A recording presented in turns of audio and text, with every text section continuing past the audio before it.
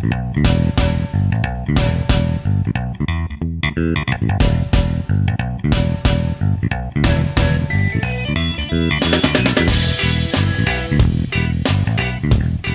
boys and girls, and welcome back to week 2 of the Carla and Crappy Show. Carla, that is how you start a college football season.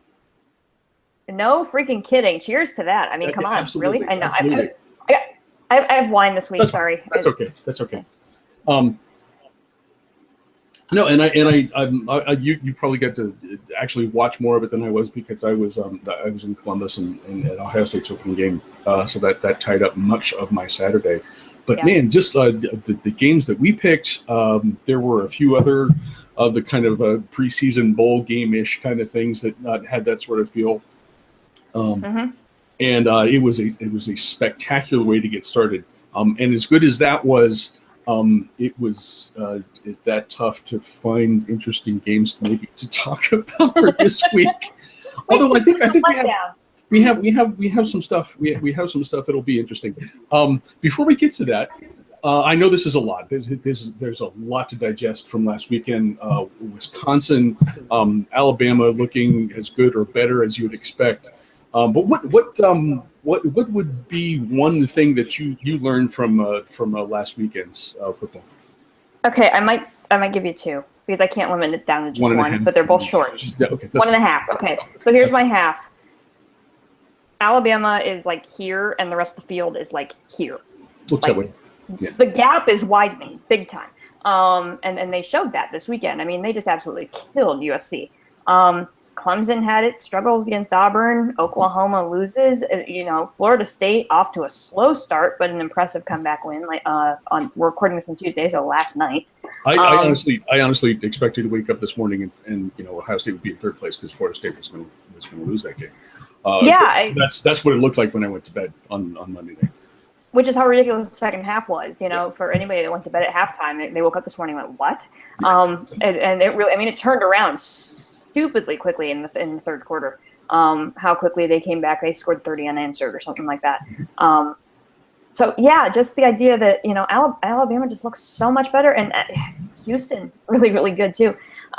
The other thing that I thought was really interesting this weekend was there were freshman quarterbacks in huge positions that just, they stood up and said, we can play too. Texas quarterback, Shane Buechele. Come on, that's a huge Texas win. That's as good as a debut as I remember seeing. He didn't throw a bad ball. He didn't look rattled. He was solid all the way through. Might be Charlie Strong's biggest win so far at Texas. Yeah. And then the kid last night, Florida State quarterback who we joked about his name last week, DeAndre Francois. The first half he did look like a freshman, and it was a struggle at first, but man, he scored there right at the end of that first half, and it was funny because Kirk Herbstreit on the call said that might have been the play that just caused him to grow up. And boy, was he right. He took that hit, delivered that ball, got the Noles back into the game. And then after that, he was lights out the rest of the game. So 2 freshmen really kind of stand out. Alabama had a freshman quarterback that played really, really well, as did Georgia. So we've got true freshman quarterbacks in huge positions. Now, true, not all of them are starting, but they're at least sharing significant time on the playing field. And really, really impressive in week 1. And if they just keep growing it, this is going to be a fun year. If anybody can catch Alabama. If anyone can catch Alabama, I that was the thing that and people might be able to accuse me of quoting here, and probably outside of Alabama, the SEC had an awful weekend. I can't honestly say that I'm not upset about that. And especially because one of the biggest disappointments for that conference on opening weekend was one of the high points for the Big Ten, and that was Wisconsin beating LSU. Huge win. It is a huge win for Wisconsin. It's a huge win for the conference. And boy, I cannot understand why Les Miles can't recruit a quarterback. I don't. It makes absolutely no sense to me. He has everybody else in every other single position, and he cannot get that slot filled. I'm not sure why that is. Maybe if I was gonna pick one other thing that I learned, perhaps my Heisman Trophy prediction last weekend was a little premature, because I don't know that Christian McCaffrey accounted for 7 touchdowns in his opening week. I don't know. We can talk about that later. As we mentioned, we don't have any of the real blockbuster matchups that we did in week 1 coming up here in week 2. A few good games, and actually, we kind of noticed this thread. There is sort of a rivalry week-ish kind of thing going on for week 2, and we have several of those games, and we're gonna take you through a kind of a speed round here of a few of them. Just because it's these kind of interesting matchups and stuff that's sort of worth paying attention to, maybe. And we're going to start one that is near and dear to your heart, because it is right in your backyard. And I'm just going to let you. This is a Middle Tennessee State at Vanderbilt. Vandy is oddly just a 5.5 point favorite, or maybe not oddly. I'll let you explain that if that's the case. Yeah, that's not odd really at all, because these two teams met last year. Full disclosure, I'm kind of, I guess, I'm taking a break, but I'm kind of on the faculty at MTSU as an adjunct, and so that's where I kind of got to know the school a little bit. Not teaching there at the moment, but yeah, last year at this time we were looking at this game, and I said, go Blue Raiders. I really thought they had a chance to win this game, and last year at home, they almost did. They had the lead. They had the lead with 90 seconds to play, and then gave up that touchdown that allowed Vandy to come back to win. So this is a MTSU offense that was on all cylinders this week against Alabama A&M, whatever. But they won 55-0.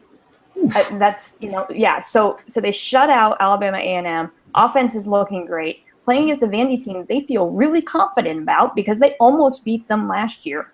And this is a Vanderbilt team that, we talked about this very briefly last week about, whoever lost the Vandy South Carolina game, would they win an SEC game all year? And I really thought that was going to be South Carolina. And holy cow, Vandy laid an egg. And whether, it was an interesting environment on West End on Thursday night. Because nobody saw South Carolina winning that game. Really, for the most part. And now there's all kinds of questions around that Vanderbilt program. There's some questionable coaching decisions on switching quarterbacks. And so now we've got a quarterback controversy with a what are the coaches doing controversy. There's a lot of turmoil right now in that Vanderbilt locker room. And MTSU's coming in with a full head of steam and confident. Watch out, Vandy. I think they pull it off this year. I think Middle could actually pull off this win, and then Vandy's in big time trouble. They're that idea of going to a bowl game. Maybe not so much when you're in an 0-2 start. Okay, I'm with you. I'm go Blue Raiders. That was a really shaky start for Vandy. I honestly had not paid attention to what Middle Tennessee had done in its opening weekend, but 55-0. That's not ever something to sniff at, regardless what the competition is. So yeah, let's go with that one. Next one, out in Utah, we have Brigham Young at Utah. The Utes are 3.5 point favorites. Your thoughts? This one's quick. BYU has 2 quarterbacks now. Because Tanner Magnum, who was, the guy that was the hero last year, scoring all those last-minute game winners, is still there. And Taysom Hill is back, who's 26. Which, if you watch any broadcast, you hear them say that over and over again, the old man playing college football. Taysom looked good last week. 202, 21 of 29. Beat Arizona. That's a nice win for BYU. Absolutely. Utah, on the other hand, always strong on defense. Big question has always been their offense. They got the win last week. They shut out who'd they shut out? They shut out Southern Utah. But from everything that I read, there's still no confidence in the offensive line. It's a really interesting situation there where you think you might have an offense, but no offensive line going up against BYU. This could be an entertaining game. I'm not really sure who wins this one. Utah on paper is allegedly the better team, so I'll give the edge to Utah. But this one is like an undercard. If you find it on TV, you might want to watch a little bit of it. Yeah, that's always a fun thing when I go out to Columbus.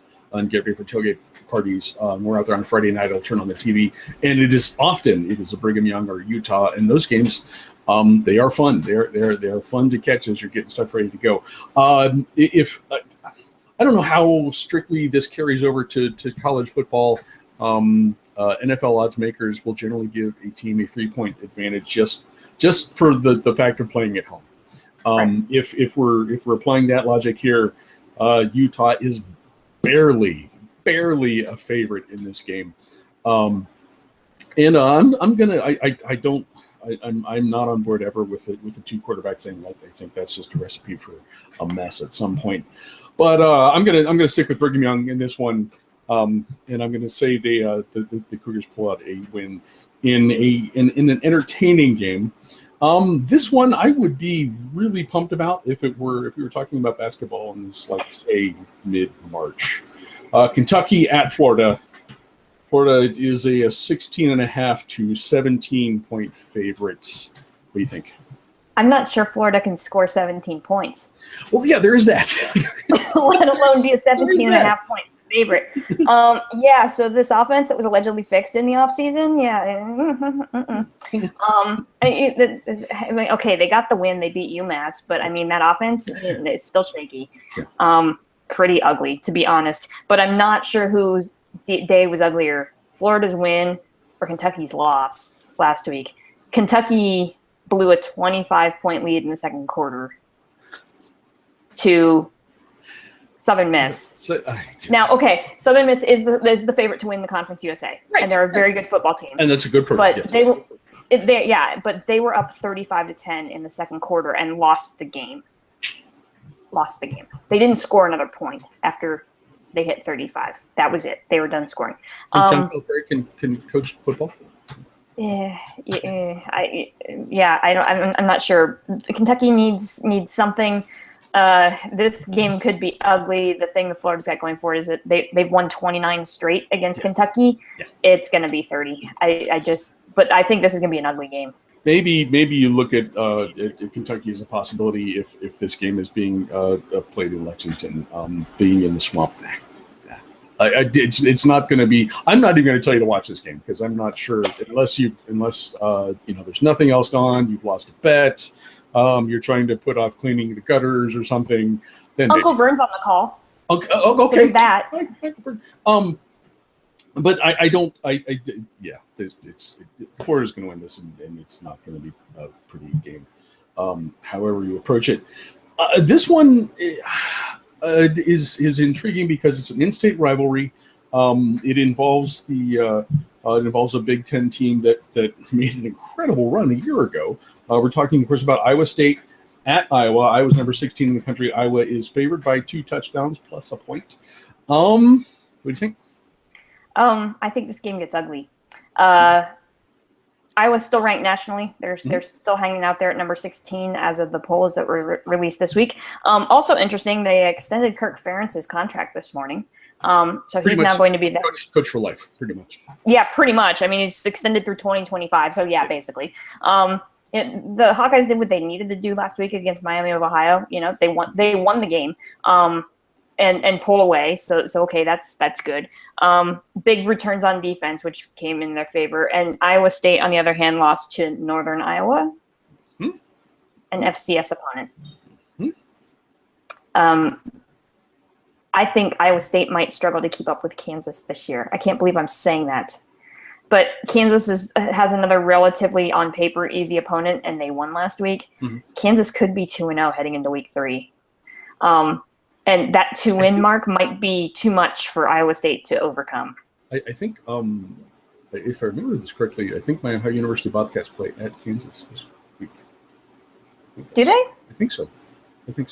They're on the schedule. It might not be this week, but I think you're right because I think Ohio started out as a favorite in the game, and then the odds makers changed it because my Bobcats lost to Texas State a week ago at home. Whole different thing. Yeah, I mean, if this was a tougher opponent, I might be concerned for the Hawkeyes. When you give up, the MAC is not that the MAC teams are not pushovers. And when you give up 24 yards of offense to a Midland MAC school, as they did to Miami, that's a concern. Still, as you said, Iowa did what it needed to do.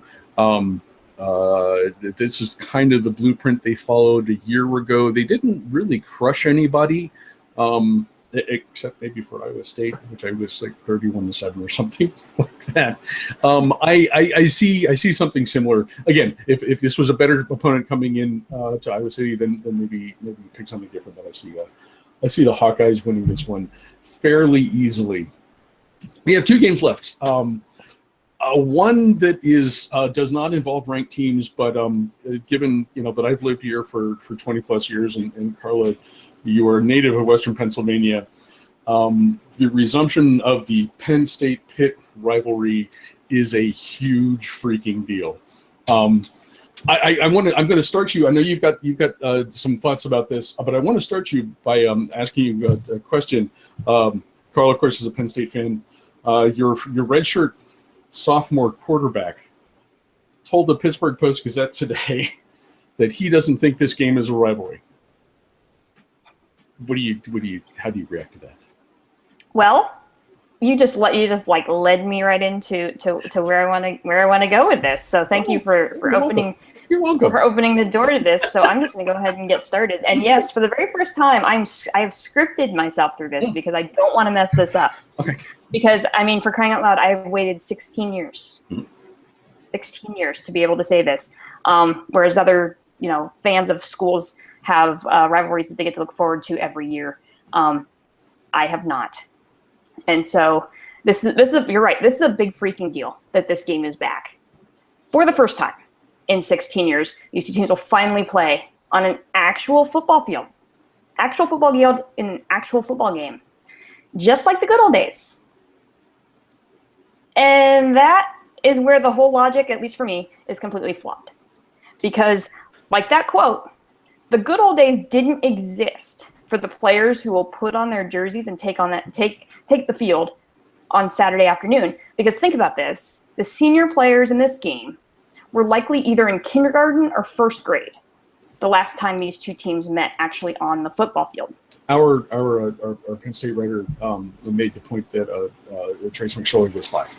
Last time this game was played. Yeah. I mean, they were all born in like 94, 95-ish, and so that makes them 6 or 7 the last time this game was played in 2000.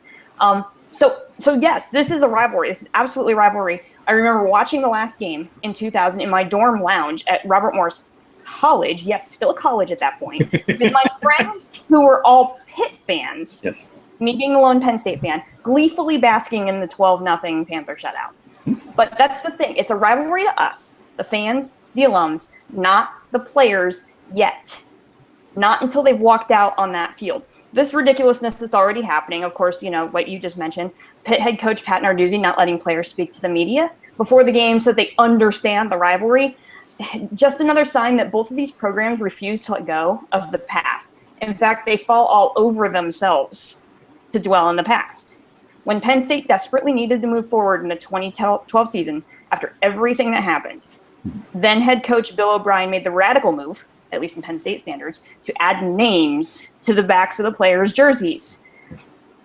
And now they're gone, just like the good old days. And it's not just the names, the statues came back. And with the planned festivities ahead of this upcoming game against Temple, you honestly have to wonder whether the blue and white will ever stop looking back and start looking forward. Because, the good old days. But Pitt has the same problem on a smaller scale, much smaller scale. Shortly after the rivalry ended in 2000, Pitt rebranded as the University of Pittsburgh. Tweaked its colors, unveiled a new logo, initially met with disdain, but eventually kind of grew on people. But this past weekend, what came back? What made its triumphant return? Yep, just in time for the rivalry, script. Just like the good old days. And as Pitt Stadium closed in '99 to eventually make way for the Peterson Event Center, attendance at Pitt games dropped significantly. Why? Home football games were moved to Heinz Field, brand new stadium, and many argue that the traditions of climbing Cardiac Hill killed the Pitt football mystique. or that it was too tough to get from the campus in Oakland over to the North Shore. Yet somehow, students still found ways to get to the South Side on the weekends. Yeah. Heinz Field was just different, and the program never fully recovered, definitely not like the good old days. So the renewing of this rivalry could not come at a more perfect time for either program. Pitt arguably had one of the two most emotional moments in the college game all last weekend, when James Conner scored that touchdown after his triumphant return. Regardless of your fandom, you love college football, that moment tugged at your heartstrings. And a win on Saturday could help the Panthers build on what could potentially be a storybook season, building on that storyline for them. Penn State, well, I don't even know if I have to say how much they need this game. When a program like that that's just completely stuck in the past, a win in this game would, one, not only give the world what would probably be one of the most entertaining James Franklin press conferences that we've seen in a long time. It would finally be an opportunity to start looking forward and build towards the future. Common thread for both teams, building towards the future, building a new rivalry, not just recreating the one from the good old days. So Saturday's game will become a rivalry when the players decide to make it one, and they will. So let's let them. Let's finally stop reveling in the past, let the players play, let the current students create new rivalry traditions. Because whichever team wins on Saturday has the tremendous opportunity to turn the page and finally, hopefully, start looking forward. And because this is a family-friendly show, I can't tell Pitt what to eat, so I'll just simply say we are. Now let's go build a new rivalry tradition. That's the end of my rant. That was nice. That was really cool, and I agree. It's something that the players don't get the context, and it's even tougher because you have two coaching staffs that don't really have a connection to the stuff that happened years ago. So right. the coaches, if they want to try to build this up, they have to work at creating their own context.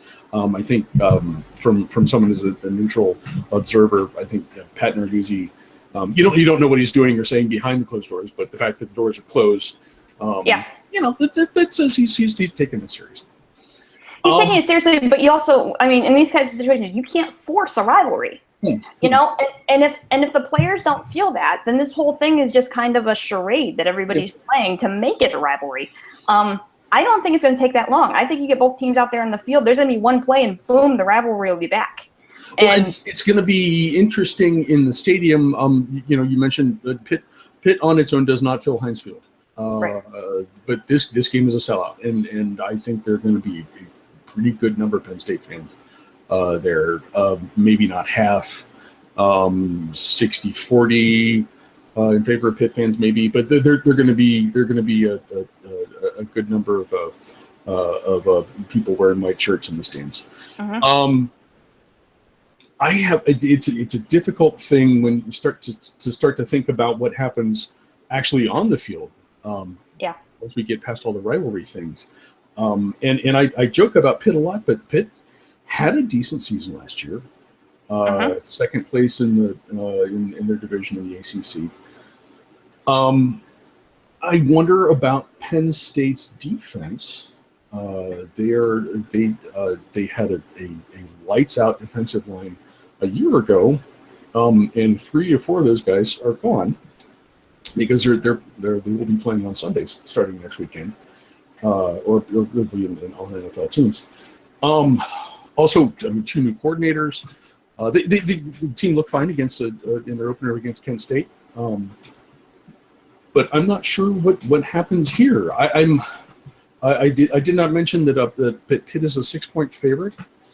I'm tempted, and this is I'm tempted just to give the edge to the Panthers because I'm not sure how much weight to put in a home field advantage because I'm not sure how much of a home field advantage it's going to be. Yeah, that's a good point. But it feels right now on Tuesday of this week that I did give a really slight advantage to Pitt. That's not where my rooting interest would be. My rooting interest would lie with the conference, but that's kind of how it feels right now. McSorley's comments maybe. Is that an indication that Penn State is not taking this as seriously? maybe not. I don't have any idea, and that's something we won't know until noon on Sunday. Noon on Saturday. And this game is going to be it's going to be crazy here. There's a big beer festival in town that always sells out instantly. It did not sell out its opening session on Saturday because of this football game. Because of this football game. So I'm going to make sure I'm able to enjoy this on Saturday, because it's going to be a big thing for here in the Pittsburgh area. We have one other game, and this is the story that I want to tell you. I don't think I told you about this when we were in Nashville for your wedding. Kelly and I took a couple pictures outside of your church. Walked around the corner. There's an older gentleman, security guard. And we stopped to chat with him for a second. And we told him we're from Columbus, and I told him I'm from Columbus. And he asked if we were college football fans. And I said, yes, sir, we are. And he says, you know what's happening in Bristol this fall? And I'd forgotten the schedule. I'm like, oh, is that this fall? He says, yes, sir. Tennessee and Virginia Tech going to play in front of the biggest crowd ever to watch a college football game. And I was genuinely excited to hear this, because it's something I've always been fascinated with, stadiums and the Hollis stuff and the big crowds, and so that you'd have this kind of the idea of this border football game at Bristol Motor Speedway, which will the crowd will probably be bigger than 150,000, because they've added extra seats in different places, but it's going to be a monster game, and actually could be some good football. Tennessee had a kind of shaky start against Appalachian State, and the Appalachian State's not a bad 1AA team, right? Michigan, but so they dropped from number 9 to number 17. Virginia Tech is Virginia Tech, so that this could be outside of the spectacle. This could also be a really good football game. Carla, what do you think? Yeah, it could either be a very, very good football game or a very, really bad football game. But these teams are really, really evenly matched. It really just kind of depends on how they handle the spectacle of the whole thing. Because you're right, it's a spectacle more than, and that's a huge thing to overcome. I mean, it might almost be a bigger spectacle than like a low-tier bowl game. Just because of the environment, the number of people that are going to be there, the hype that this game has gotten for how many years we've been talking about this game coming. People from Nashville are talking about making the trip out there this weekend, because, I mean, there are more UT fans here in Nashville than there are Vandy fans. And so there's just like this mass exodus happening to Bristol this weekend. And, everybody's talking about, oh, do you have tickets? Do you have tickets? Are you going? That kind of stuff. And it's crazy. It's absolutely crazy. Neither of these teams got the start they wanted last week. UT could never have predicted to be in overtime against Appy State of all teams. And, and to be honest, Appy State should have won that game. It was just bad clock management at the end of the game there. And that was the only part of that game that I saw. But, nobody saw. I mean, everybody came in. Maybe Tennessee was overhyped for the game because huge expectations. This is the year they're finally going to beat Florida. They're gonna play for an SEC championship, because heading into this weekend, they were the favorite to win the SEC East. And now you're kind of scratching your head a bit going, well, we know they're an okay team, but are they a good team? We really don't know. And Virginia Tech had no expectations, first year post Frank Beamer. Justin Fuente, great coach. But man, did they get off to a slow start last week against Liberty.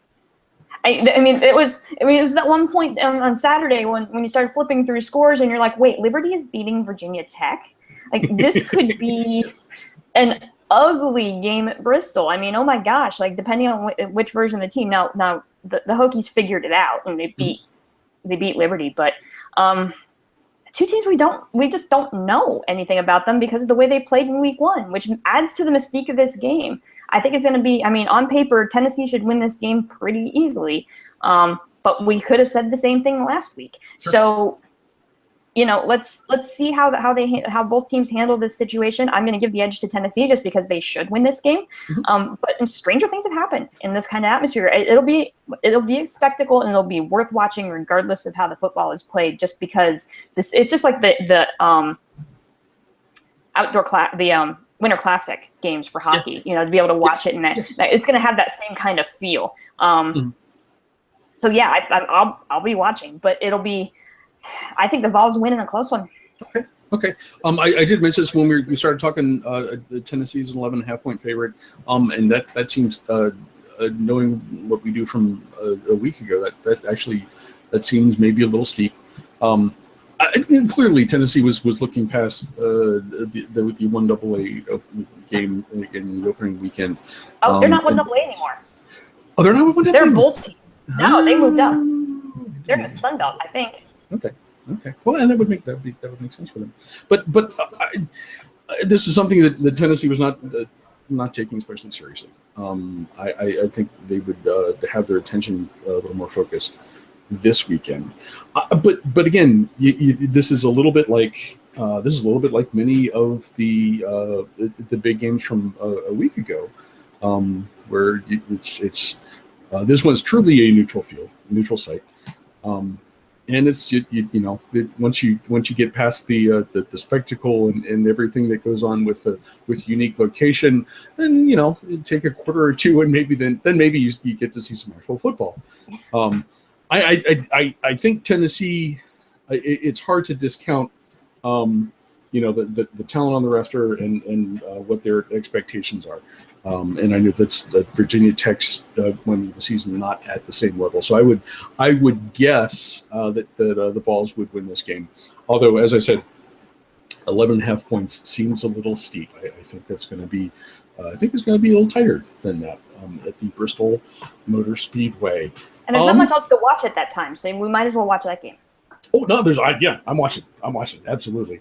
That's one of the few NASCAR races I can sit down and watch that track.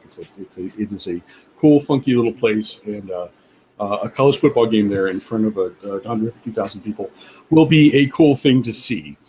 We don't have the blockbusters necessarily that we did in week 1, but there's plenty of fun stuff coming up in week 2, and we hope you guys enjoy it as much as we will. Carla, thank you.